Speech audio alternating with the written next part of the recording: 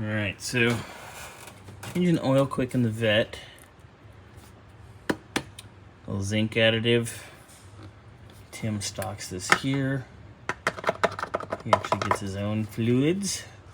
She gets good stuff, and we're gonna put just some Castrol conventional 1040.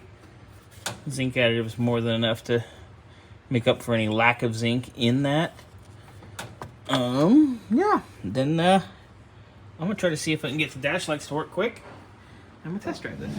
So we got a little exhaust leak here, Tim. It's at the collector on this manifold.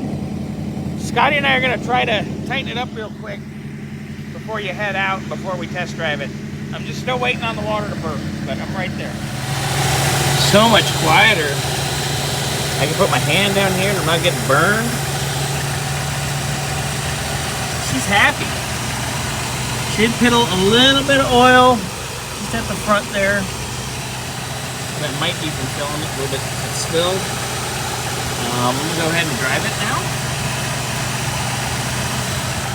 Nice, smooth, and quiet. All right, so our exhaust leak, we're missing a nut.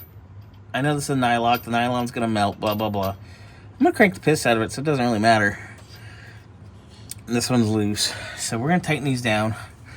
I should shut it up a little, and then I can shake her down.